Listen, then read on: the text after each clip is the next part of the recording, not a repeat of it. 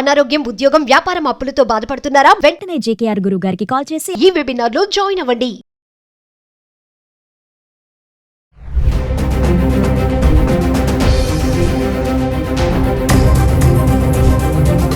నమస్తే, welcome back to Suman TV. ప్రస్తుతం మనతో పాటు ఉన్నారు అనలిస్ట్ రామకృష్ణ గారు.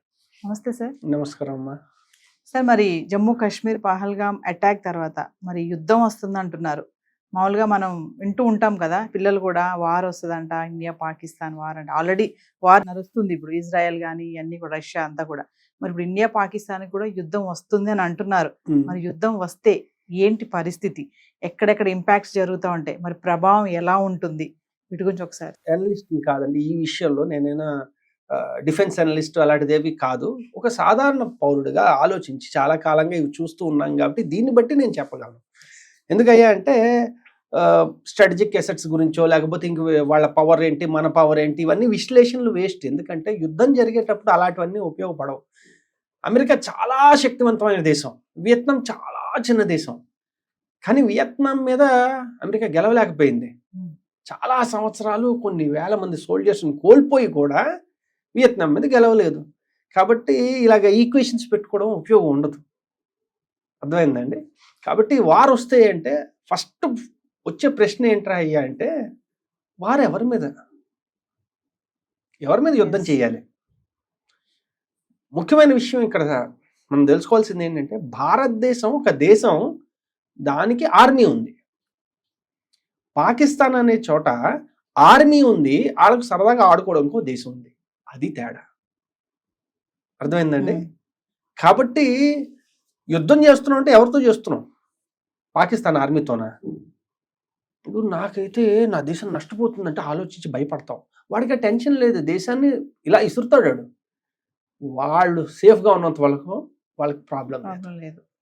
వాళ్ళు ఎలాంటి వాళ్ళు అని తెలుసుకోవాలి అంటే, జస్ట్ వాళ్ళ హెడ్ క్వార్టర్స్కి గట్టిగా కోతవేటు దూరంలో ఒసామా బిన్ లాడెన్ దొరికినప్పుడే వాళ్ళు ఎలాంటి వాళ్ళు అర్థమైపోతుంది. కాబట్టి వాళ్ళ గురించి కొత్తగా పరిచయాలు అక్కర్లే. కాబట్టి యుద్ధం చేసి ఎవరిని సిద్ధం చేస్తారు, ఏం సాధిస్తారు? ఇది వచ్చిన అతి పెద్ద సమస్య. ఇప్పుడు బలం ఉందా లేదా అంటే, చాలా బలం ఉంది. మన డిఫెన్స్ స్పెండ్స్ పాకిస్తాన్ డిఫెన్స్ స్పెండ్తో పోల్చుకుంటే అసలు పోల్చడానికే లేదు. అదొక దాన్ని ఏమంటారంటే, చాలా చిన్న దేశం, చాలా రకాలైన సమస్యలతో సతమవుతున్న దేశం. ఇప్పుడు ఇంకో సమస్య వస్తుంది అంతే. ఆల్రెడీ వాడికి కిడ్నీ ప్రాబ్లం ఉంది, దాని ఏమంటారు క్యాన్సర్ ఉంది, డయాబెటీస్ ఉంది, అన్నీ ఉన్నాయి అనుకోండి. వీటితో పాటు కాల్జారి పడ్డాడంటే ఇంకోటి యాడ్ అయింది అంతే. ఆడికేం పెద్ద ప్రాబ్లం ఏం లేదు. కాకపోతే యుద్ధం మనం చేయడం వల్ల ఏమవుతుందంటే, ఇంటర్నేషనల్గా వాడికి ఇంకా సింపతి పెరుగుతుంది. అయ్యోయ్యో, ఇంత దారుణమైన దేశం మీద వీళ్ళు ఇంకా యుద్ధం చేస్తున్నారని ఎంతోమంది వెధవులు ఉంటారు. కొంతమంది వాళ్ళని కూడా సపోర్ట్ చేయడానికి ఉంటారు కదా. వాళ్ళు వెళ్ళి సపోర్ట్ చేసి ఇంకా తలనొప్పులు కొత్తగా తెచ్చుకోవడం తప్పించి ఇంకేం చేస్తాం చెప్పండి? యుద్ధం అంటే ఏ రకంగా యుద్ధం చేయాలి? చిన్న చిన్న అటాకులు చేద్దామా? దానివల్ల ఉపయోగం లేదు. ఎందుకు? అటాక్ చేస్తాం, 100 మంది టెర్రరిస్టులను చంపుతాం, వాళ్ళు ఇంకో 100 మందిని హ్యాపీగా ట్రైన్ చేసి మళ్ళీ పంపిస్తారు మన దగ్గరికి.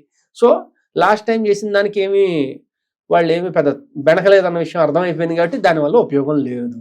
సరే, మనం ఆర్మీని దాని ఏమంటారు దింపేసి వాళ్ళని మొత్తం ఆక్రమించేసుకుందామా? ఆక్రమించుకుని ఏం చేస్తాం? ఆ దేశమే దరిద్రమైన పరిస్థితుల్లో ఉన్నది. ఇప్పుడు ఇంకా కొత్తగా తయారవుతుంది. ఉన్న సమస్యలు సరిపో ఇంకో కొత్త సమస్య తయారవుతుంది. అర్థమైందండి? 3 ఇంకే రకంగా బలం చూపించాం, ఇలా బాంబింగ్ చేసేద్దామా? కార్పెట్ బాంబింగ్ లాగా ప్రపంచ దేశాలు ఊరుకోవాలి అడిగి చేయడానికి. కాబట్టి యుద్ధం చేయాలి అంటే, యుద్ధం మనకు శక్తి ఉందా లేదన్నది కాదు ఇక్కడ సమస్య. ఎవరితో యుద్ధం చేయాలో తెలియదు. ఇది ఎలా ఉంటుందంటే, మనం చీకట్లో యుద్ధం చేస్తున్నాం, ఎవడో వచ్చి కొట్టి వెళ్ళిపోతాడు అంతే. కొట్టి వెళ్ళిపోయినప్పుడల్లా దగ్గరికి ఎవడైనా దొరికితే పట్టుకుని కొడుతున్నాం, లేకపోతే మళ్ళీ ఎవరికి దొరకకుండా ఉండడానికి ప్రయత్నిస్తున్నాం. మన దేశంలో జాగ్రత్తగా చూసారంటే, బాంబ్ బ్లాస్ట్లు అవ్వకుండా ఇది చేయడానికి ప్రతి చోట స్కానింగ్లు చేసి ఇది చేసి అది చేసి, అంటే ఏంటి, మన జాగ్రత్త మనం పడ్డాం. ఇంటర్నల్ సెక్యూరిటీ పెంచుకోవడం, రకరకాలుగా ఇవి చేయడం, బార్డర్లో 1-4 మంది సైన్యాలని కోల్పోవడం, ఇవి చేయడం జరుగుతుంది తప్ప యుద్ధం జరగాలి అంటే వాళ్ళు చేస్తున్న యుద్ధం స్ట్రైట్ కాదు. కాబట్టి వాళ్ళతో యుద్ధం చేయాలి అంటే ఈ కారణం చూపించలేము. అంత ఇండియాలోకి వచ్చి మొత్తం అందరినీ 176 మంది దాదాపు చంపేస్తేనే 10 ఏళ్ళు 15 ఏళ్ళు ఏం చేశారు మన వాళ్ళు? డాసియర్ మనం ఒక డాసియర్ పంపిస్తాం, వాళ్ళు ఇంకో డాసియర్ పంపిస్తారు. వాళ్ళు చెప్తారు మాకేం సంబంధం లేదు, మనం చెప్తాం మీ వాళ్ళే ఉన్నారని. ఏం సాధించారు? అని చంపగలిగామా? అది అంటే మనం ఒక పద్ధతిలో ఉన్నాం, ఒక రకమైన డెమోక్రటిక్ సిస్టంలో ఉన్నాము, మనకంటూ కొన్ని పద్ధతులు ఉన్నాయి, మనం ఇంటర్నేషనల్ లాస్ పాటిస్తాం, ఇవన్నీ మనకే ఉంటాయి, వాళ్ళకి ఏమేమి ఉండవు. కాబట్టి ఎవరితో మీరు యుద్ధం చేయాలో అర్థం కాదు. ఇంత కష్టపడి మనం ఇంత మాటలు చెప్తున్నాం, యుఎన్లో గట్టిగా ఒక స్టేట్మెంట్ ఇప్పించగలిగామా? చైనా పాకిస్తాన్ కలిసి ఆ స్టేట్మెంట్ కూడా నిర్వీర్యం చేసేయా లేదా? ఇప్పుడు చెప్పండి, యుద్ధం ఎవరితో చేస్తారు? కాబట్టి యుద్ధం అంటే ఏదో అందరికీ ఎలా అనిపిస్తుంది అంటే, కమాన్ రక్తం మరిగిపోతుంది, కమాన్ వెళ్ళి చంపేయాలి. సరే బాగుందన్న, ఆవేశం చాలా అవసరం. ఎవరిని వెళ్ళి చంపుతావు? అంటే మరి యుద్ధం చేస్తే కొంచెం చల్లారుతుంది, మనం కక్ష తీర్చుకున్న వాళ్ళం అవుతాం, మరి రివెంజ్ తీర్చుకోవాలి కదా అంటున్నారు. సినిమాలు చూసి సినిమాల ప్రభావం వల్ల అర్థమవుతుంది తప్ప ఇక్కడ రియల్ టైంలో ఉండే ఇష్యూస్ ఇలా ఉంటాయి, జియో పొలిటికల్ ఇష్యూస్ ఇలా ఉంటాయి. యుద్ధం చేయాలనే కోరిక మంచిదే, యుద్ధం చేసేస్తే ఏదో సాధించేస్తామన్న ఆలోచన మంచిదే, కానీ ఆ మధ్యలో యుద్ధం ఎవరితో చేస్తాం అన్నది కూడా తెలియాలి. సరే ఎండ్ గేమ్ ఏంటి? ఇప్పుడు యుద్ధం చేస్తున్నాము, ఎండ్ గేమ్ ఏంటి? సరే పాకిస్తాన్ మిలిటరీని ఓడించేశారు, నెక్స్ట్ ఏం చేద్దాం అనుకుంటున్నారు? ఏం జరుగుతుంది అక్కడ? అక్కడ నాకు ఏం జరుగుతుందో అనవసరం అన్నారు అనుకోండి, అక్కడ ఏం జరిగినా మనకే అవసరం. ఎందుకంటే అక్కడ అల్లకొల్లలో జరిగిందంటే మళ్ళీ అక్కడి నుంచి టెర్రరిస్టులు మనకే ఈసారి 10 మంది వస్తున్నారు, ఈసారి 1000 మంది వస్తారు, మళ్ళీ పుట్టుకొస్తారు. అది కాబట్టి యుద్ధం చేసి ఏమైనా సాధించామా? లేదు, ఉన్న గాయాన్ని బాగా పెద్ద చేసుకున్నాం. కాబట్టి అంటే అందుకనే అనిపిస్తుంది, చాలా ప్రజలకి చాలా కోపం వస్తుంది, ఏంటి గవర్నమెంట్ ఏం చేయట్లేదు, మనం తీసేయాలి, కత్తి తీసేయాలి, దూసేయాలి, ఏటేసేయాలి అని. గవర్నమెంట్ ఏమి చేయకుండా ఉందంటే చేతకాక కాదు, వాళ్ళు ఇలాంటివి చాలా ఆలోచించాలి, ఎండ్ గేమ్స్ ఆలోచించాలి, రకరకాల పర్మిటేషన్స్ ఉంటాయి, రకరకాల ప్రెషర్స్ ఉంటాయి, వీటన్నిటినీ నిజంగా ఎలా హ్యాండిల్ చేయాలి, చేస్తూ మనం అనుకున్నది ఎలా సాధించాలి. ఇంకొకటి యుద్ధంలో చాలా ఇంపార్టెంట్ సూత్రం ఉంది, ఏంటయ్యా అంటే, నేను కొట్టే దెబ్బ నువ్వు అనుకున్నప్పుడు కొడితే, నువ్వు అనుకున్న చోట కొడితే కాదు, నేను అనుకున్న టైంలో, నేను అనుకున్న చోట, నేను అనుకున్నట్టుగా కొడితేనే అది దెబ్బ. కాబట్టి surprise is always important in war.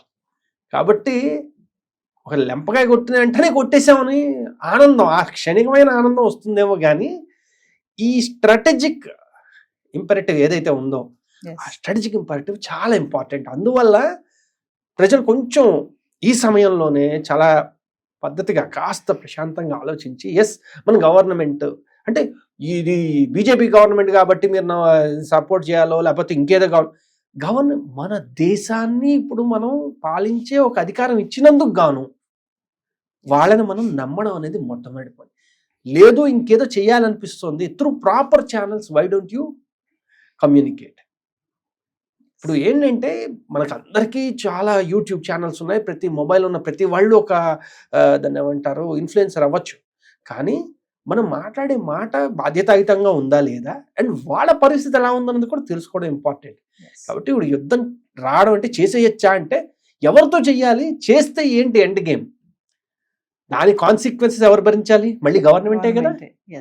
కాబట్టి మనం కొంచెం ఆవేశంగా కాకుండా తార్కికంగా కొంచెం ఆలోచించి, yes the government knows what to do, all we have to do is support it. మనం దాన్ని సరిగ్గా సపోర్ట్ చేసుకుని మనం ఉంటే చాలు.